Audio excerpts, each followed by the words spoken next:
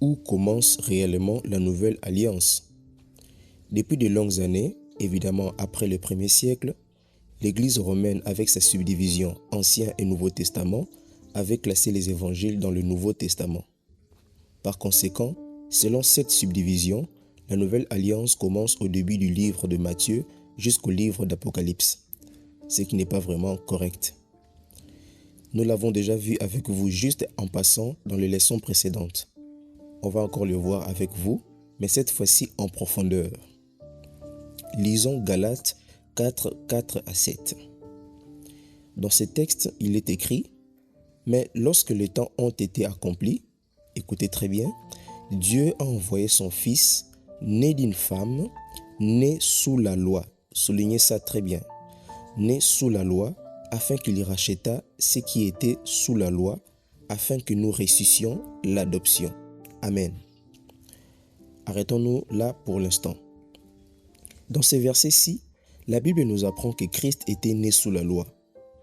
Mais si Christ était né sous la loi et que les évangiles racontent unanimement la naissance de Yeshua au début de leur livre pour conclure leur histoire par la mort et la résurrection de Yeshua, cela veut dire que les 4 évangiles racontent la vie de Yeshua étant sous la loi comme nous venons de le lire.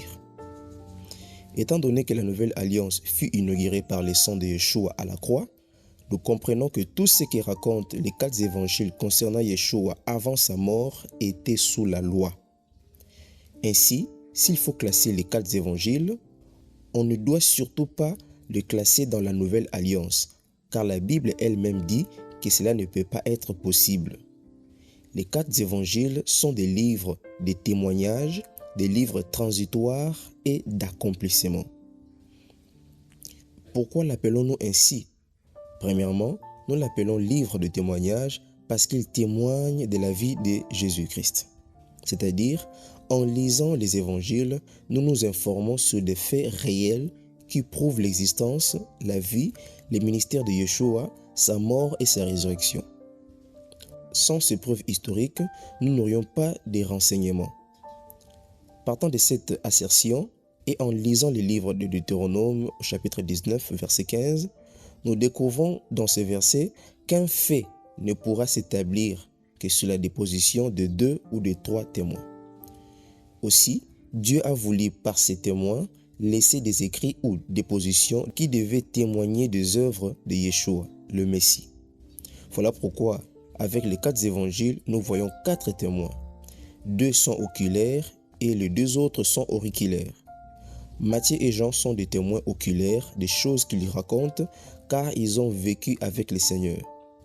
Marc et Luc sont des témoins auriculaires parce qu'ils n'ont pas vu le Seigneur mais ont entendu parler de lui au travers de ceux qui avaient vécu avec lui, notamment les apôtres. Ils ont entendu, ils ont écouté, ils se sont renseignés et ont fini par mettre leur déposition par écrit comme la loi le voulait. Et chacun touchant parfois à des informations précises que l'autre n'a pas pu toucher. Chacun donne des détails que l'autre n'a pas pu donner selon que Dieu leur avait donné de l'écrire. Jean même avait anticipé en disant que Yeshua avait fait beaucoup de choses que si on le mettait par écrit, le monde même ne saurait contenir les livres. Et dans la loi de Moïse, on demande au moins 2 témoins pour qu'une déposition soit valable. Mais pour vraiment mettre l'accent sur l'accomplissement des choses annoncées, le Seigneur a voulu qu'il soit 4 évangélistes au lieu de 2. Tout ceci pour seulement renforcer leur témoignage. Donc les 4 évangiles sont des livres de témoignage, vous avez compris.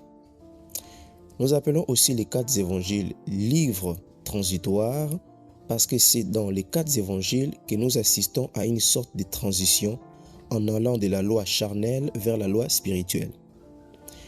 Pour y parvenir, Yeshua devait d'abord rétablir la loi de Dieu qui était déformée dans son essence par les chefs religieux. Raison pour laquelle Yeshua recadrait les pharisiens, les sadducéens ainsi que tous les autres sectes qui de son époque tordaient la parole de Dieu. Et ceci en posant en même temps les fondements pour l'Église qui devait naître. Voilà pourquoi Yeshua disait « Il a été dit, mais moi je vous dis ». Ce n'est pas qu'il changeait la parole de Dieu parce qu'il est lui-même la parole de Dieu, mais il donnait la bonne ou la meilleure interprétation. Car Christ était venu accomplir la loi, il était venu l'accomplir dans sa propre vie pour nous, il a fait pour nous et aujourd'hui il est dans le cœur de ceux qui l'appartiennent pour que nous obéissons à la loi de Dieu en esprit et en vérité, tout en sachant les choses qui restent valables pour nous et celles qui ne le sont plus. Parce qu'aujourd'hui on mélange le tout. Il faut faire attention avec ça. Les 4 évangiles racontent des faits qui d'autres sont pour nous et d'autres ne doivent plus être pratiqués à la lettre comme ça se faisait dans l'ancienne alliance, avant la mort de Yeshua sur la croix. Ne quittez pas d'esprit que les 4 évangiles sont une prolongation de l'ancienne alliance. Je vous l'ai déjà dit et je le répète encore que la nouvelle alliance fut inaugurée par le sang de Yeshua à la croix. Et cette inauguration, on le trouve toujours à la fin des évangiles. Donc, tout ce qui vient avant l'inauguration, c'est la loi. Tant que Christ n'était pas encore mort, c'était l'ancienne alliance. Ne vous laissez pas sous la confusion du diable avec sa subdivision d'Ancien et Nouveau Testament, car elle crée des confusions dans la tête des gens. Vous connaîtrez la vérité et la vérité vous affranchira. On peut enfin appeler les 4 évangiles livre d'accomplissement. Pourquoi? Parce que c'est dans les 4 évangiles qu'on voit l'accomplissement de ce qui avait été promis dans les Tanakh. Il était écrit 7 siècles avant Jésus, dans le livre d'Ésaïe, que le Seigneur lui-même nous donnera un signe. La Vierge deviendra enceinte. Et voilà, on voit dans les évangiles que Marie tomba enceinte tout en étant vierge. Et ceci est raconté par un témoin oculaire, Matthieu, et un témoin auriculaire, Luc. C'est impressionnant de voir comment le Seigneur a travaillé avec ces témoins des époques différentes. La Bible dit encore dans Ésaïe 35, 6 à 8, que le Seigneur viendrait lui-même pour nous sauver. Alors s'ouvriraient les yeux des aveugles, les boiteux sauteraient comme un cerf, etc., etc. Vous verrez l'accomplissement de cette prophétie dans le livre de Matthieu 11, 2 à 6 et dans Luc 7, 19 à 23. Lorsque Jean envoie ses disciples pour poser la question à Yeshua s'il est celui qui devait venir lui-même, comme Ésaïe l'avait dit, ou s'il devait attendre un autre. Et Jésus, sage qu'il était, parce qu'il devait accomplir tout ce qui était écrit de lui dans la Torah, dans le Nevi'im et dans le Ketuvim, répondit au verset 4 de Matthieu 11, « Allez rapporter à Jean ce que vous voyez.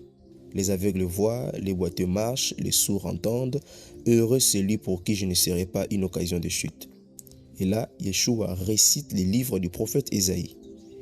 C'est là qu'on voit l'accomplissement de cette prophétie par les témoignages, encore une fois de plus, de 2 témoins. Un oculaire, Matthieu, et l'autre auriculaire, Luc. Toute cette démonstration est juste pour nous démontrer que la nouvelle alliance ne commence pas dans le livre de Matthieu, mais dans les livres des Actes des Apôtres, et ce jusqu'au livre d'Apocalypse. Car c'est à la croix de Golgotha que Yeshua dit « Tout est accompli ». C'est là que le Seigneur versa jusqu'au dernier goutte le sang de la nouvelle alliance. Et après avoir complètement versé son sang, le sang de la nouvelle alliance, il poussa un grand cri, puis rendit l'âme. 3 jours après son ensevelissement, il ressuscita en apparaissant aux disciples pendant 40 jours. Après quoi il fit son ascension pour qu'au jour de la Pentecôte, l'Église naisse ou commence ses activités officiellement. Pour conclure, nous disons que la Bible, donc notre petite bibliothèque portative, est subdivisée ou est rangée en 3 grandes parties, à savoir les Tanakh, les Évangiles et les Testaments de Yeshua. Nous les voyons juste là. Les Tanakh contient l'Ancienne Alliance. Sous la direction de Moïse, elle fut inaugurée par les sangs de veaux et de boucs. Pour la Nouvelle Alliance, sous la direction du Fils de Dieu, elle fut inaugurée par les sangs de Yeshua à la croix de Golgotha. Observez cette illustration. Les Tanakh est l'ombre des choses à venir. Les évangiles sont les explications et l'accomplissement des choses promises. Et les testaments de Yeshua, c'est la nouvelle alliance, l'image ou l'exacte représentation des choses. J'ai mis ces petits dessins pour nous illustrer que Yeshua est la parole, le pain de vie. Ainsi, les 3 composantes de la Bible nous donnent un goût modéré et fort des choses de l'esprit, si du moins vous avez goûté que le Seigneur Jésus est bon. Et vous avez là la bonne disposition de la Bible, de notre petite bibliothèque. Avant de nous séparer, je vous laisse encore avec une question.